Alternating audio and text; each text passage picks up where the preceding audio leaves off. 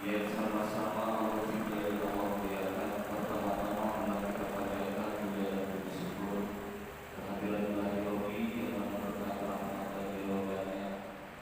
Kita semua masih bisa berkumpul dan bisa melaksanakan sholat subuh berjamaah di bulan yang berberkah, di bulan yang istimewa, yaitu bulan suci Ramadan. Ya alhamdulillah, hari ini hari ke-5 sebenarnya. Hari berapa Bu? Kelima ya. Karena ini lama terus belum ada. Hari ke-6 kalau dihitung terawih kalau bisa jadi satu. Hari ke-6 ya. 6 ya. Alhamdulillah kita masih diberikan kesehatan dan masih diberikan waktuan yang bisa kita manfaatkan. Karena seperti yang dikatakan waktu di malam hari kita di kultur pada tarawih itu ada dua kenikmatan yang manusia itu sering tertipu di dalamnya. Nikmati mabudun fihi makafiru minanas asihat wal